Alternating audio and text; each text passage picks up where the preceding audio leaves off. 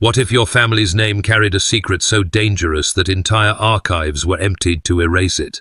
What if a single box, sealed beneath the floor of a Texas church, held the story of a bloodline altered beyond recognition? Welcome to Gothic Ledger. Tonight, we open one of the most disturbing case files ever hidden in America's heartland, the Morrison family. In the summer of 1952, amid drought, power shortages, and Cold War paranoia, a respected family began to unravel in ways no doctor could explain. Their children were born different, their records vanished, and when government cars rolled down dusty farm roads in the middle of the night, the town understood something more than tragedy was at work. Before we begin, I'd like you to do something. Write in the comments where you are watching from and what time it is right now. Are you watching in the quiet of midnight or in the safety of daylight? Let us know. And if you haven't already, subscribe to Gothic Ledger and turn on notifications, because the stories we uncover are stories you won't find in textbooks, stories that unsettle precisely because they were meant to stay buried. As we move through lost journals, sealed vaults, and even modern DNA evidence, remember, this is not a ghost story. This is not folklore whispered around a campfire. This is a family erased by design, their shadows stretching across generations, their names surviving only in fragments. Some mysteries end with answers, others end with silence. The Morrison family left us with both, and tonight we are breaking that silence. The summer of 2025 brought scaffolding and heavy machinery to a fading church in central Texas. Its congregation had dwindled long before, leaving only dust and silence within its cracked stone walls.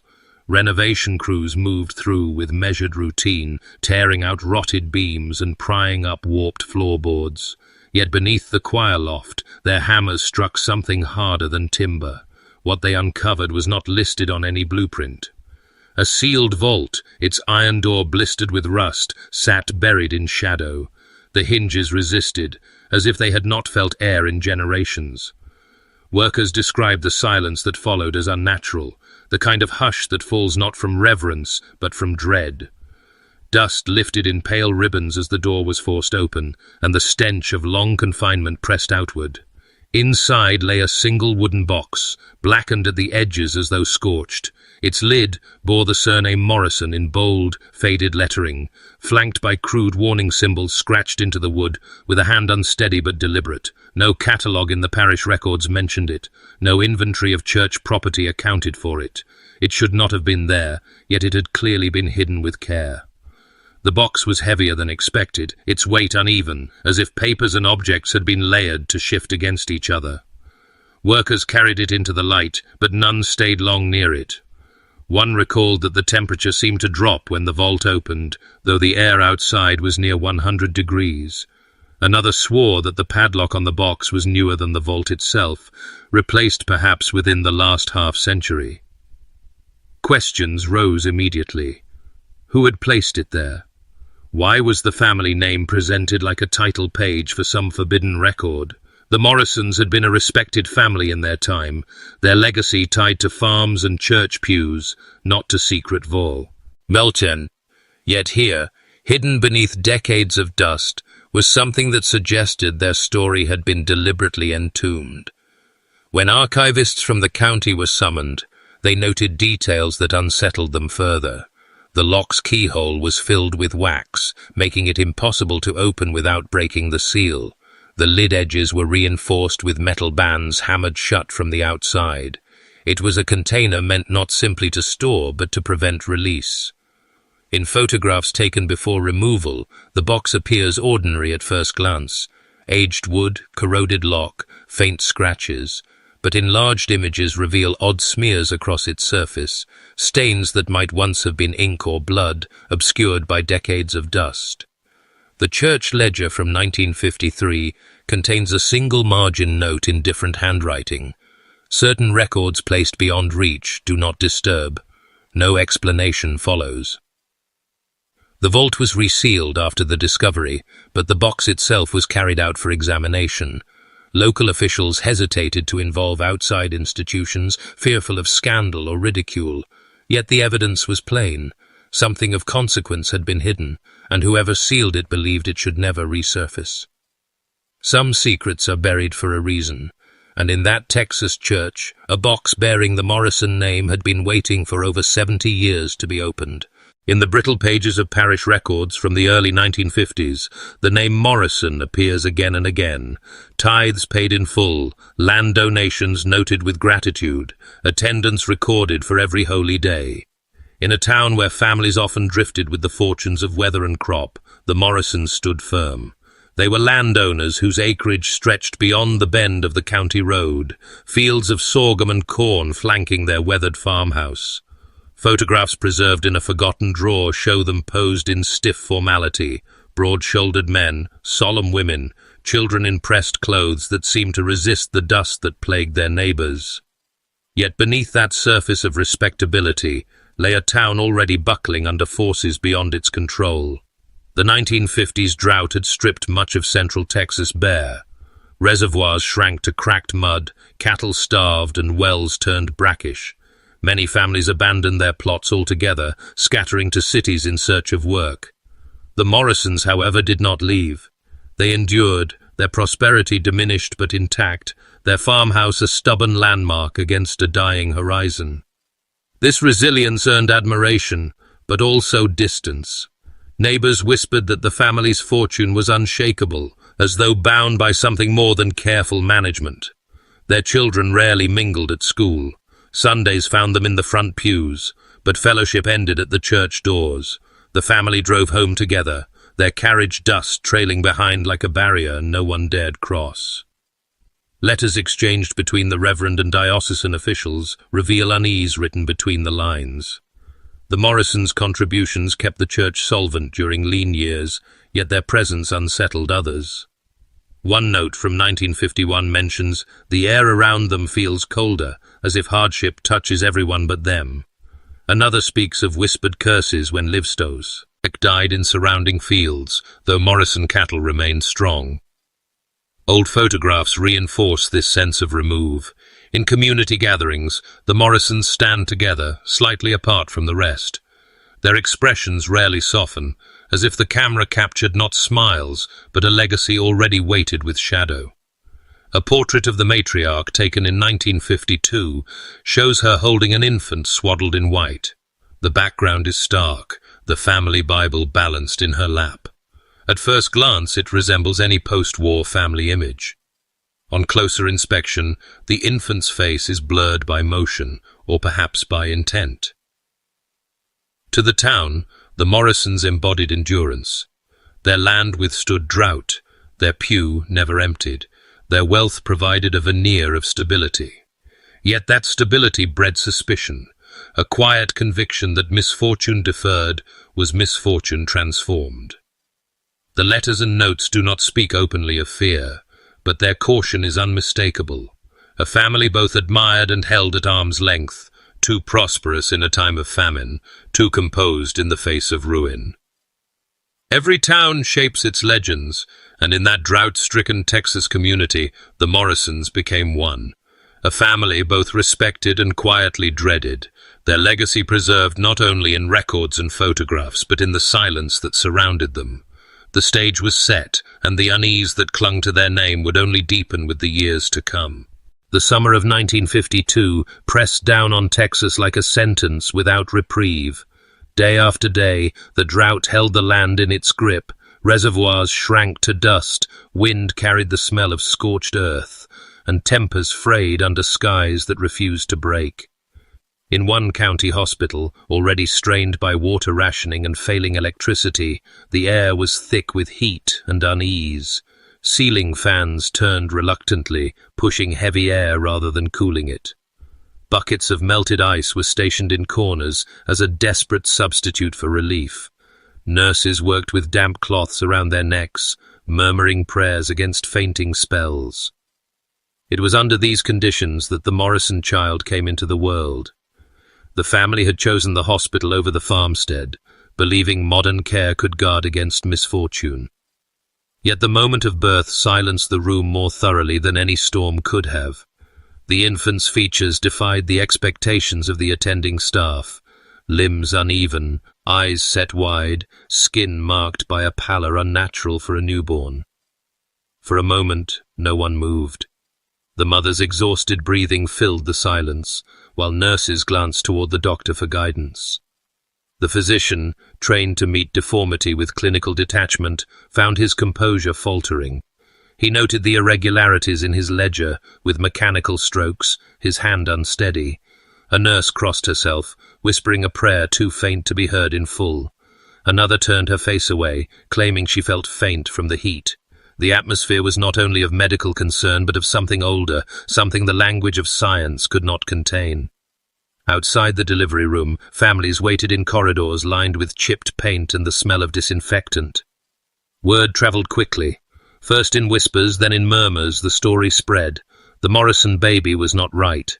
By the time the doctor emerged to deliver his strained assurances, unease had already taken root. In a town frayed by crop failure and parched wells, such a birth seemed less a medical anomaly than an omen.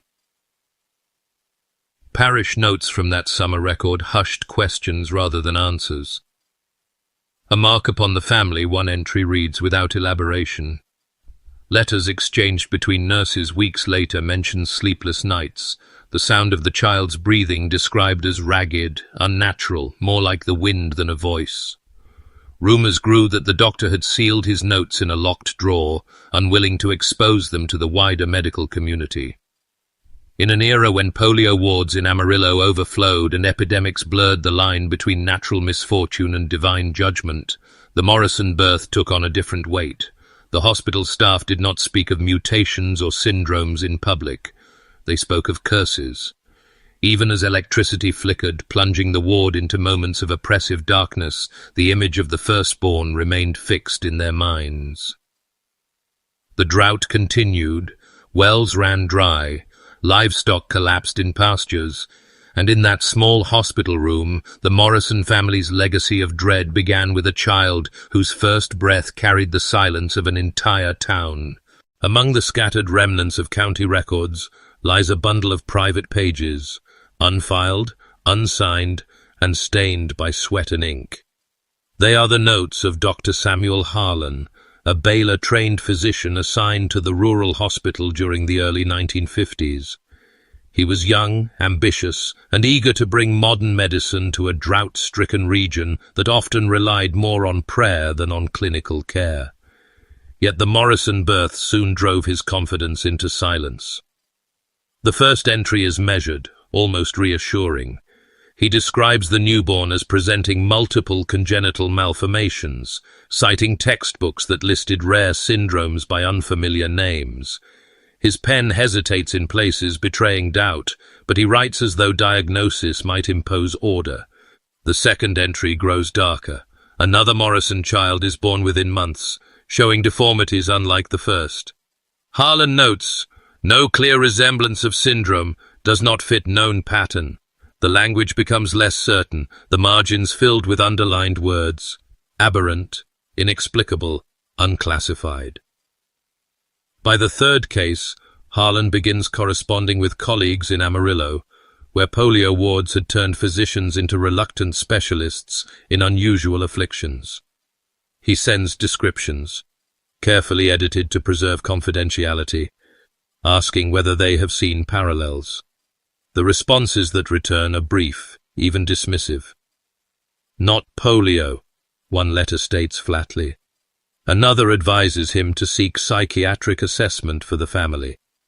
His appeals for deeper inquiry fall unanswered. Harlan's notes reflect the weight of isolation. He begins to write at night, long after patients leave. Candle wax stains the margins. His handwriting tightens, his tone shifting from detached to troubled. An anomaly not explained by science, he scrawls, but equally unfit for superstition. He begins to catalogue not only physical traits but sounds, the strain, the wheeze of an infant's breath, the uneven rhythm of its sleep, the absence of cries that other newborns produced without effort. His language fractures further. One entry warns, if inherited, it follows no Mendelian law.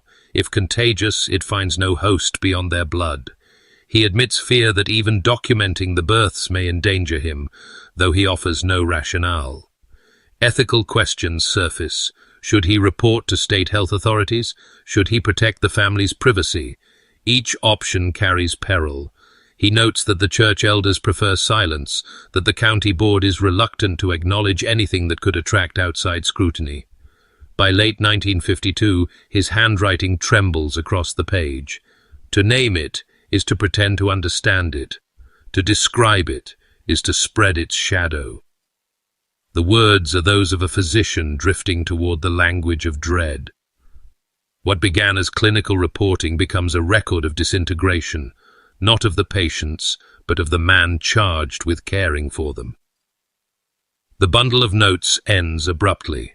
The last page is a half-written sentence. If this is a disease, it was not meant to be. The line trails into a smear of ink, unfinished, as if the thought itself refused completion. The Morrison homestead had once stood as a symbol of stability in a county battered by drought. Neighbors remembered barn raisings and harvest suppers where the family contributed more than most. But after 1952, the rhythm of communal life shifted. The first whispers rose from the church pews, where families sat rigid as sermons bent toward judgment. Words once meant for all began to sound directed at one. The wages of sin, intoned from the pulpit, took on new weight when the Morrisons entered the sanctuary. Attendance faltered. Where once the congregation overflowed, gaps appeared in the benches. Mothers pulled children closer when the Morrison family walked the aisle. Men exchanged glances during prayers, their murmured amens carrying unease rather than faith. In a town where the church was both spiritual and social anchor, to lose standing there meant to lose it everywhere. Beyond the sanctuary, suspicion grew sharper. At the general store, conversations stopped when a Morrison entered. Bags of seed and sacks of flour were rung up quickly, with little more than the necessary exchange of coins. On front porches, neighbors spoke in lowered voices of the births, repeating details they had never seen but swore were true. Stories multiplied in the retelling. Children born without sound, infants who never cried, eyes that looked not at, but through. The drought deepened the resentment. Wells across the county failed, fields cracked, and herds thinned to bone. Yet the Morrisons' farm still produced enough to sustain them. Whether through careful planning or stubborn luck, they fared better than most. That endurance once admired now appeared unnatural. Some called it a blessing turned inward, others a curse spilling outward. Either way, it set them apart. Parish notes from 1953 show a decline in collective offerings, though Morrison contributions remained steady. The Yindos. Everand, caught between gratitude and fear of losing his flock, sharpened his sermons. He spoke of hidden sins, of burdens carried by families who would not confess, of divine justice passed through generations. His words never named the Morrisons, but no one doubted the target. At school, Morrison children sat alone. Teachers reported no misbehavior, yet classmates avoided them as if proximity carried risk. On playgrounds, games ended when a Morrison joined. Some parents withdrew their children altogether, choosing distance over chance. What had begun as private doubt hardened into social law.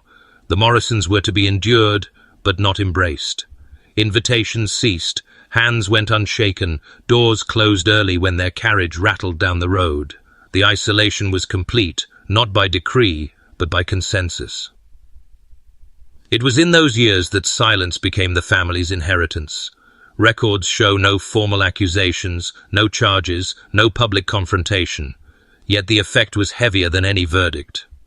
To be spoken of only in whispers, prayed over only as warning, was to live in exile within one's own town. In drought-stricken Texas, survival depended on community. But for the Morrisons, community had shifted into suspicion and faith into fear. What remained was not fellowship, but distance, an invisible boundary drawn with every bowed head and every cautious glance. The Morrison farm lay 3 miles off the county road, its fields bordered by barbed wire and dust-choked mesquite. By day it seemed no different from the hundreds of other homesteads left brittle by drought. But neighbors remembered what they saw at night. In the summer of 1953, unmarked cars appeared on the dirt track that led to the Morrison gate, their headlights extinguished before they crested the hill. The sound of engines carried across the fields, low and deliberate, like a signal meant for those awake to hear. The vehicles did not bear county plates. Their tires were newer than any farmer's truck, their silhouettes squared and official. Men stepped out in pressed suits despite the heat, their movements precise, their posture military. Some recalled the glint of insignia when doors opened, the faint outline of uniforms beneath jackets. Fort Hood was less than 100 miles away, and in those years its soldiers moved often under the banner of national security. What business they had with a farming family, no one asked aloud. Accounts gathered decades later speak of the same ritual.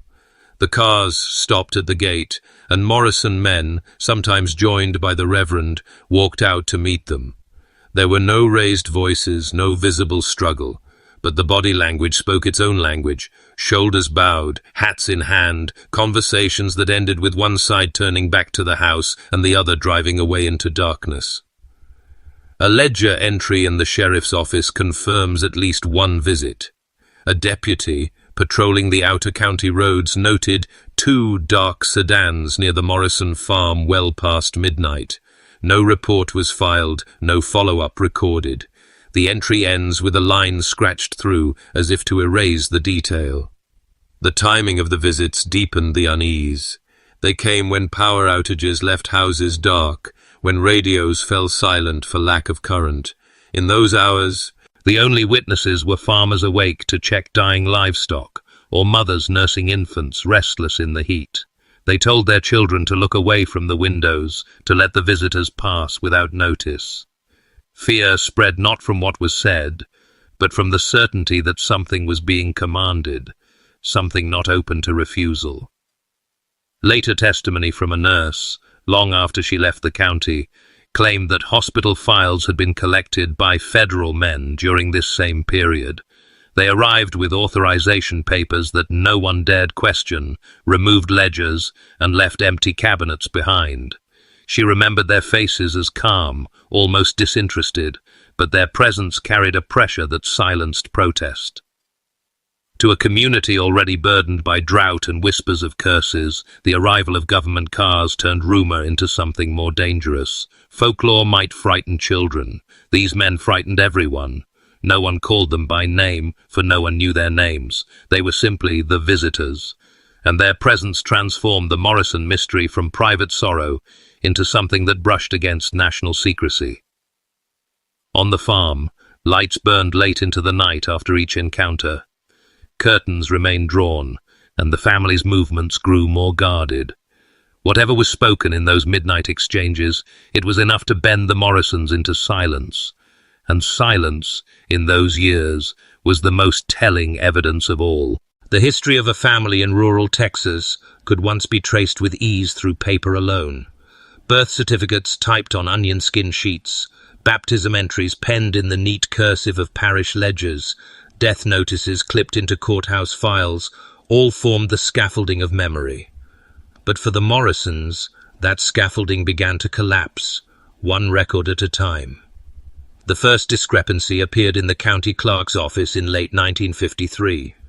A routine request for a certified birth record returned only a blank space in the index. The child's name, once written clearly, had been scratched out in heavy ink, leaving behind a scar on the page. When a second clerk pulled the original file, the envelope was empty. Notes in the margin read only, "Transferred, destination unlisted." No explanation followed. Church records soon mirrored the gaps. The parish baptismal book, bound in cracked leather and handled for decades with reverence, showed careful attendance until the early 50s. Then, entire entries disappeared. Pages once filled with names had been sliced out with a blade so sharp it left no fray. In their place, only the numbering of the folios remained, skipping forward as if the children themselves had never been christened. Parish correspondence preserved in diocesan archives mentions the loss, though in muted terms. Several pages misplaced, efforts at recovery unsuccessful. Hospitals told a similar story. Admissions registers for the summer of 1952, when the first Morrison child was delivered, bear abrupt interruptions. A sequence of numbered entries jumps from one to the next without explanation, the missing lines corresponding to the dates of Morrison deliveries. A nurse later recalled being instructed to tidy the books, though she refused to say by whom. When pressed, she admitted that ledgers had been collected during unannounced visits and returned with sections removed. By the mid-1950s, the Morrison name rarely appeared in official lists at all. School rosters skipped their children. Census counts underreported their household. What fragments survive exist only because they were duplicated elsewhere. A faded newspaper notice of a land deed transfer, a single photograph annotated with a birth year. Yet even these fragments raise suspicion, as though they escaped erasure by accident rather than intention. To examine the archive today is to encounter silence disguised as order. Cabinets once labeled with Morrison files stand empty, their contents untraceable. Church vaults contain ledgers with deliberate gaps, each excised page a denial of presence. The absence itself becomes evidence, the clear impression of a family methodically removed from the written memory of a community. No official ever acknowledged the omissions. The county clerk noted only that records have been consolidated. The parish offered no answer beyond misplaced folios. The hospital cited routine archiving. None of the explanations satisfied, for none explained why a single family's history alone had thinned to nothing. It is one thing to inherit a curse whispered from pulpit and porch. It is another to find that the written proof of one's existence has been deliberately stolen. In the Morrisons' case, absence became the most haunting record of all. By the mid-1950s, the Morrison household had grown larger, but the expansion did not bring stability. Each new birth seemed to carry the family further into shadow. Parish ledgers list fewer details with each entry, as if even the act of recording had become dangerous. Where once names and dates were written in full, later children appear only by initials or are marked infant, baptized condition uncertain. Medical notes that survive, faint carbons buried among unrelated files, chart a disturbing progression. One child presented with elongated limbs and a chest too narrow to sustain easy breathing. Another, born 2 years later, survived only 3 days before succumbing to seizures that baffled attending staff. A third lived into adolescence, but showed what doctors described as violent disturbances of temperament, alternating between long silences and unpredictable aggression. The records use clinical terms, catatonia, hysteria, dissociative fugue, but the accumulation forms a portrait of decline. Neighbors, recalling the years in later interviews, spoke of children glimpsed at windows who vanished from sight before greetings could be offered. Some remembered small graves behind the homestead, unmarked but freshly turned. Others insisted certain children had been sent away under escort, their destination never revealed. Census data from 1960 deepens the uncertainty. The Morrison household is listed with fewer occupants than eyewitness accounts confirm, suggesting either deliberate omission or unacknowledged disappearances. The town's attitude hardened in proportion to the family's suffering. Farmers passing the Morrison gate would not meet the eyes of children lingering near the fence line. At school, seats meant for Morrison pupils remained empty by the year's end, marked as withdrawn, no forwarding address. Teachers who attempted to inquire found their questions deflected. One noted in her log, spoke to county officials, advised to leave the matter alone. Even within the church, once a reluctant refuge, their presence dwindled. By 1957, the Morrisons no longer filled the front pew, but scattered along the edges, their numbers shifting without explanation. When asked to present their children for confirmation, the family demurred, citing illness or absence. Rumors filled the void, each more unsettling than the last, that some offspring never drew breath, that others were kept indoors to hide deformities, that a few had been taken by the very men who visited at night. Archival fragments from hospital correspondence hint at outside intervention. One surviving letter from a county physician to the State Health Board notes a pattern of hereditary abnormality in the Morrison line, then breaks off, the bottom half of the page torn away. No response is recorded. The absence of follow-up suggests less oversight than removal. What emerges from these scattered testimonies is not a simple tale of illness, but of erasure. Children appear and vanish, documented one year and gone the next, their traces scrubbed from official accounts. What should have been the natural branching of a family tree became instead a withering, each branch cut short before it could bear fruit. The Morrison bloodline continued, but only in fragments, diminished, unstable, and increasingly hidden. By the close of the decade, what had once been a household of promise had become a family whispered about, as if it were already fading from existence.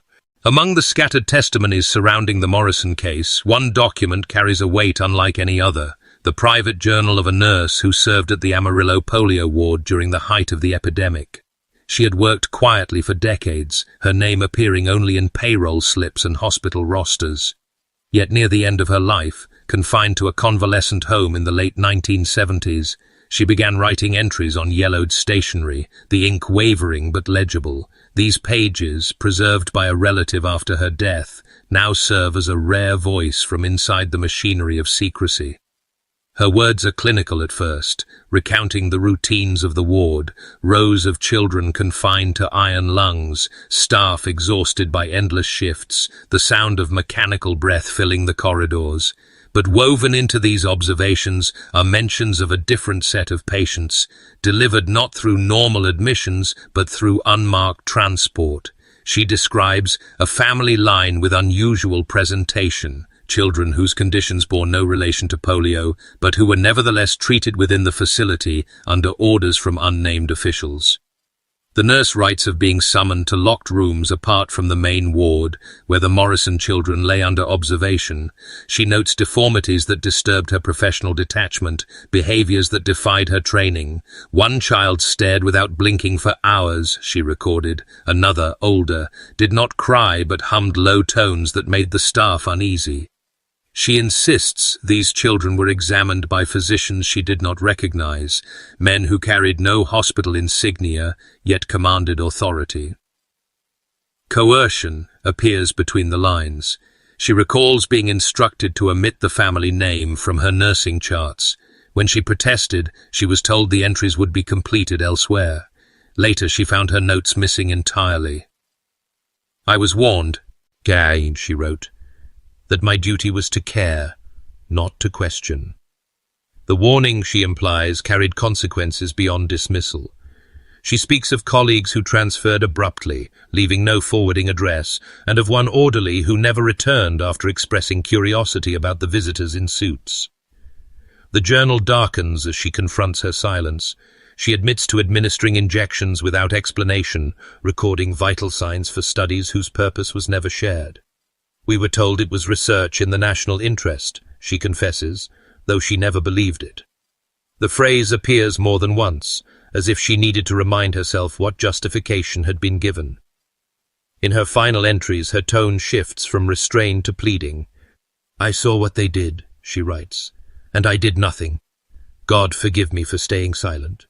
She does not specify the act, leaving only fragments, unusual instruments, blood samples taken repeatedly, children transported away and never returned. Her guilt lingers in the unfinished sentences, as though even in confession she could not force the memory into words. When the journal was found after her death, family members hesitated to release it, fearing scandal. Only copies survive, the originals said to have disappeared. Yet the pages that remain offer the clearest indication that the Morrison mystery was not folklore, not rumor, but something observed firsthand and suppressed through fear. The National Archives hold boxes that appear ordinary, brown cartons stacked in neat rows, marked only by accession numbers. Yet within one set, declassified in fragments during the 1990s, lies a trail of documents that brush against the Morrison case. Their pages are riddled with black ink, Entire paragraphs excised, signatures absent.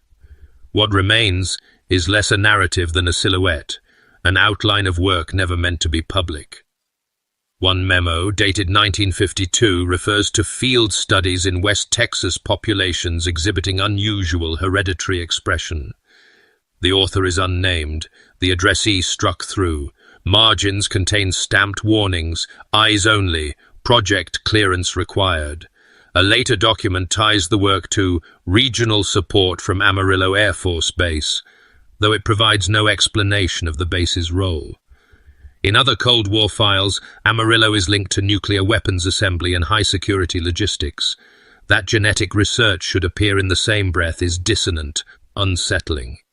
Budget sheets from the following year list allocations under vague headings: medical contingencies, population monitoring, with dollar amounts far beyond what rural clinics could have consumed. Handwritten notes in the margin reference civilian cooperation, though no names follow. It is as if individuals were deliberately erased, replaced with abstractions that concealed their identities but not their presence. What emerges most clearly is the language of secrecy. Terms like irregular presentations and non-standard phenotypes repeat across pages, couched in bureaucratic phrasing that hides more than it reveals. One heavily redacted report alludes to subject families, but omits the surnames. The context suggests at least one such family resided within range of the base, their cooperation, or coercion, recorded only in fragments. Researchers who have reviewed these files point to their silences as evidence in themselves. Cold War agencies rarely wasted resources on phenomena they did not believe useful. For genetic anomalies to appear in the same folders as nuclear readiness reports implies not curiosity, but intention. The documents do not reveal the scope, but they hint at a mindset willing to see families as data points, rural communities as laboratories. A single surviving letter deepens the unease. Addressed from a federal research office to military medical staff, it requests routine transfer of specimens for comparative analysis. The nature of the specimens is obscured, the relevant lines blacked out. Only the closing remains intact. Expedite without delay. Field stability depends upon discretion. No record confirms that the Morrisons were named in these files, yet the timing aligns with their years of greatest suffering. The language of hereditary expression matches the language Dr. Harlan struggled with in his notes. The geography, rural counties within driving distance of Amarillo, matches the nurse's testimony of unmarked transports. The files offer no resolution, only absence, names erased, lines censored, context lost. But absence itself becomes testimony. What should have been clear? Medical case studies instead resembles the architecture of a cover. A project funded, a population targeted, and a history rewritten until little remained but black bars across the page. In the 21st century, the fragments of Morrison bloodline that remain are sparse.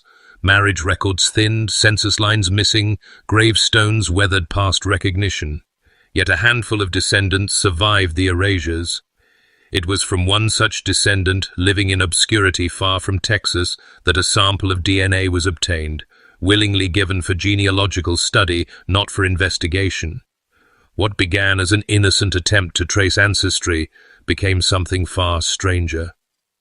The sample was processed like any other: centrifuge, extraction, sequencing. Machines translated blood into code, a cascade of nucleotides laid out in precise succession. At first, nothing unusual appeared. The common markers of European and native admixture reflected the expected history of Texas families. But as the analysis deepened, anomalies surfaced. Patterns that resisted placement in any known haplogroup, insertions of base pairs that did not match global databases. The report's language is cautious: non-standard sequence, irregular repeat expansions, unclassified structural variation. These are phrases designed to describe without interpreting, to acknowledge the data while sidestepping its implications. Yet one researcher noted in the margin, "Not artifact, too consistent. Another circled a sequence and wrote a single word, deliberate. The irregularities lay not in isolated mutations, but in recurring motifs, repeated across sections of the genome like stuttering echoes. They formed patterns more structured than random error, yet without precedent in medical literature. Such motifs suggested alteration rather than accident. Geneticists trained to interpret variation as natural drift found themselves staring at signatures that looked instead like insertion. Laboratory notes reveal discomfort that borders on dread.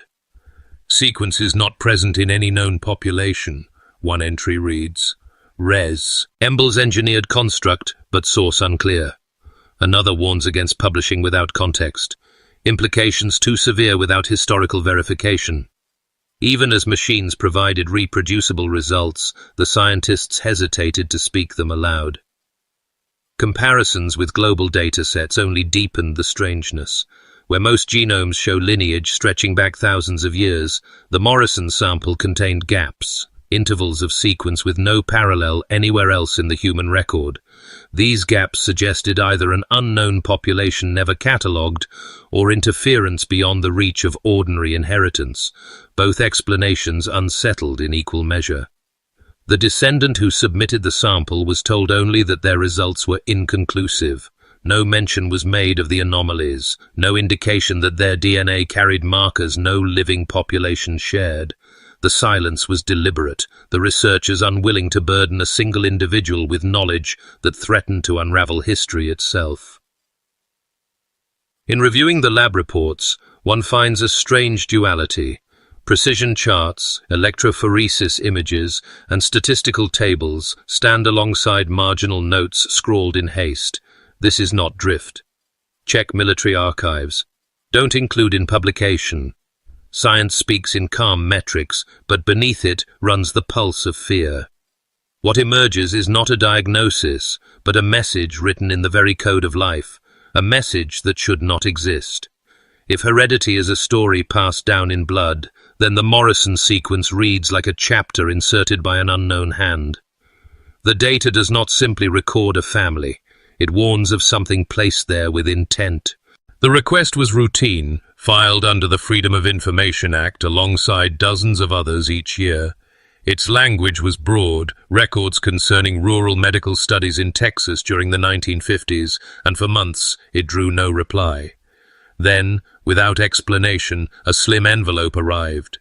Inside were photocopied pages so mutilated by black ink they seemed less like documents than funerary shrouds.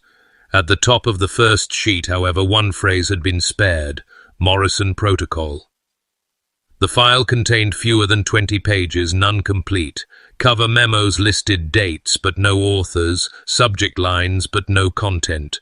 Sentences began in formal bureaucratic tone, only to vanish into redaction, leaving fragments adrift. Family under observation, followed by a black bar several lines long.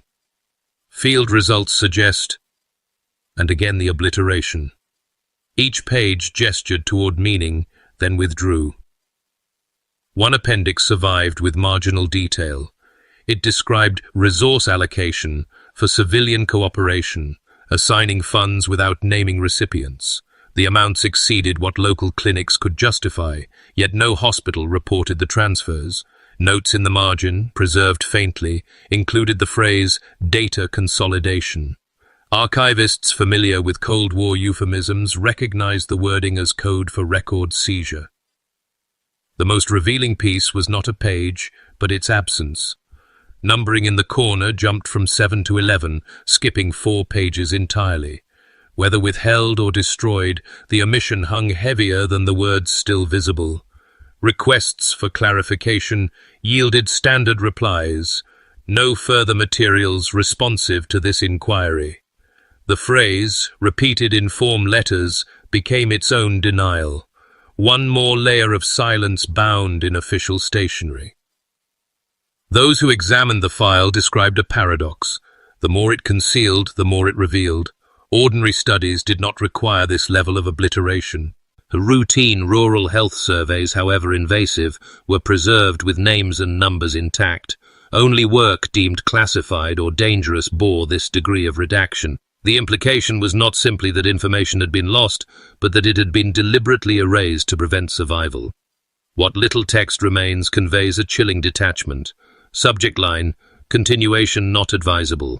Recommendation: contain exposure. Each phrase reads less like medicine than damage control. The tone is administrative, but the weight behind it is unmistakable. An experiment acknowledged privately, denied publicly, and buried beneath decades of secrecy. No index cross-references the Morrison Protocol with other projects. No surviving file explains its purpose. To researchers, this silence speaks louder than any admission.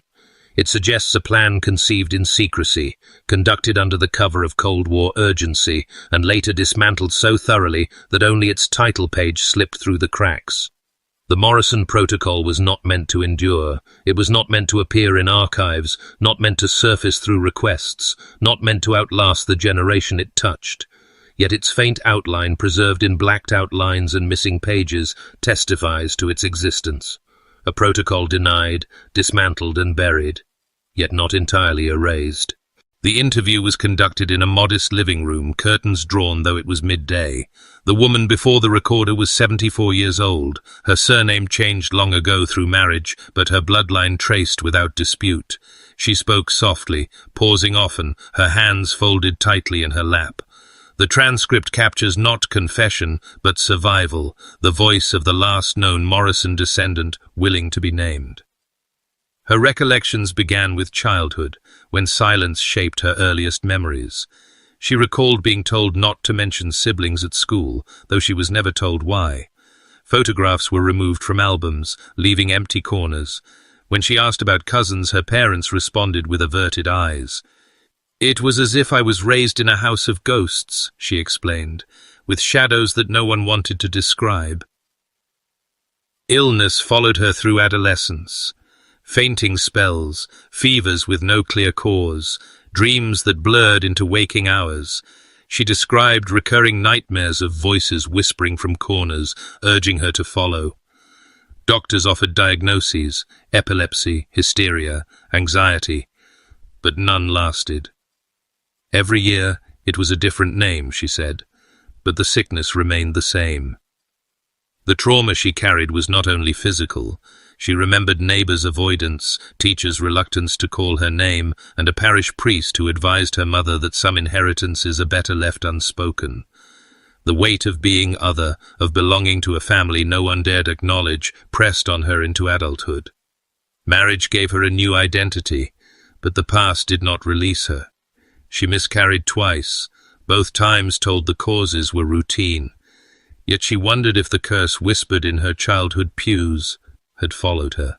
2 children survived, both now grown, neither willing to discuss the Morrison name. "They know," she said, "though I've never told them directly.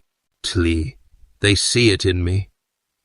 Nightmares remain her constant companion. She wakes with impressions rather than memories, distorted figures standing over her bed, infants crying from unseen rooms, a sensation of being observed. Medical tests explain nothing. She keeps the details private, fearing the look in her grandchildren's eyes should they learn. Her testimony is threaded with questions rather than declarations. "Why us?" she asked more than once. "Was it our blood, or was it given to us?" She did not speak the word experiment, yet her pauses lingered on the possibility. She admitted to reading about Cold War trials, to suspecting that the strange visits and missing records in her youth were not coincidence. Still, certainty eluded her. What she feared most was not the past, but inheritance. "I see my grandchildren," she whispered, "and I wonder what I've passed to them. If it's in my blood, what will I become through them?" Her eyes filled, though she did not weep. Instead, she looked at the floor as if the answer were written there in lines invisible to anyone else. The transcript ends abruptly. She asked that the recorder be turned off. The silence that followed carried more weight than her words, a silence shaped by generations, bound to a family name that history tried and failed to erase. In recent years, attempts to reconstruct the Morrison history have encountered obstacles that resemble more than coincidence. Archivists, genealogists, and independent researchers each report a similar pattern: materials that appear briefly, only to vanish, conversations interrupted by sudden surveillance, evidence erased at the moment it threatens to cohere. The first sign emerged with the parish records. Microfilm reels ordered from diocesan storage arrived incomplete, the segment covering 1952-1957 replaced with blank leader tape. Requests for replacement were answered with form letters stating that no such reels exist, despite prior catalogues listing them. A week later, the catalogue itself was amended, the relevant entries excised. County courthouse archives followed the same rhythm. A file logged out for duplication returned empty, its contents replaced with folders of unrelated property deeds. Staff professed ignorance. When pressed, they suggested the originals might have been misfiled decades earlier, though no trace appeared elsewhere in the registry. A researcher who documented the incident found her notes later deleted from her own digital drive, the file replaced with corrupted symbols. Surveillance shadows these efforts. One graduate student, compiling oral histories from former hospital staff, reported unmarked vehicles idling outside her residence after interviews. Another described receiving phone calls where silence stretched on the line, broken only by faint static. In each case, the activity ceased only after the researchers abandoned their projects. None could prove harassment, but all described the effect: pressure without source, fear without name. Even published work has not escaped disruption. A regional journal accepted an article linking the Morrison case to Cold War health studies. Before it reached print, the editor withdrew it, citing concerns raised by external reviewers. No explanation followed, and the reviewers were not identified. The draft disappeared from the journal's submission system, leaving no accessible copy. Perhaps most unsettling are the losses that occur within private collections. A box of photographs belonging to a Morrison neighbor was lent for digitization. The scans were completed, but when the originals were returned, the single image showing the Morrison children had been removed. The family denied taking it. The archivist denied misplacing it. The absence remains unaccounted for. Patterns such as these accumulate into a record of resistance. Each incident, standing alone, might be dismissed as error or accident. Together they form a structure of obstruction. Evidence erased, witnesses silenced, researchers watched until they look away. The effect is not the destruction of a narrative, but the deliberate refusal of one to form. In archives, in households, in the quiet vigilance of unknown eyes, the Morrison story pushes back against exposure. It is as though the case itself resists light, allowing fragments to surface only long enough to remind us that something remains beneath. The silence grows louder than words, and the gaps become more telling than the records.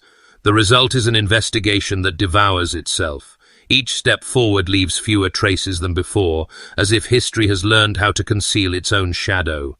What remains are the fragments, partial, unsettled, and increasingly dangerous to pursue. The church vault stands closed once more. Renovations ended, the workers moved on, and the box that carried the Morrison name was returned to darkness. Officials explained the resealing as preservation, a way to protect fragile papers from dust and light. Yet those who witnessed the box carried back into the ground described the gesture differently. To them, it looked less like preservation than burial. The investigation had traced fragments across decades: brittle parish notes, vanishing hospital files, a nurse's trembling confession, blacked-out pages stamped with authority. Each piece hinted at more, yet together they refused to form a complete picture. Every answer dissolved into absence, every lead closed by silence or disappearance. What survived was not resolution, but a pattern of erasure too deliberate to ignore and too incomplete to decipher. In the towns where the Morrisons once lived, the name is still spoken with caution. Farmers recall the drought years, but hesitate when asked about the family who endured them. Elders lower their voices when pressed, offering fragments that trail into pauses. They were different, one said, and then they were gone. No one explains further. Silence remains the most faithful witness. The family's traces linger only in anomalies. Property deeds that skip a generation, census pages that do not add up, school rosters with gaps no one bothers to explain. To outsiders, these may look like clerical errors. To locals, they mark the edges of a story too dangerous to repeat. Even descendants who bear no resemblance to the afflicted live with unease. Some refuse DNA testing, fearing what might emerge. Others decline interviews altogether, insisting that what is forgotten should remain so. The trauma has shifted from bodies to memory, from deformity to dread. The curse, if such it is, persists not in visible form, but in the reluctance to speak its name. The vault, now sealed, has become more than a storage place. It is a monument to unfinished history, a container for questions no one intends to answer. Its weight rests not only on the stone that covers it, but on the community that chose to bury it twice. To reseal a box is to acknowledge its power, even as one denies its contents. Researchers continue to circle the case, but the pattern holds. Files vanish, testimonies contradict, and evidence fractures into fragments too thin to bind together. The story resists closure, as though the act of pursuit alone feeds the silence that follows. The shadow of the Morrison family lengthens across time, refusing resolution, refusing rest. And so the investigation ends where it began, with a vault in a Texas church, closed against the light. The documents within remain untouched, their contents half known, half feared. Above ground, the drought has long passed, the fields green again. But in the whispers of the county, the name Morrison lingers like dust that never settles. The vault is sealed again, yet the shadow it contains has never left Texas.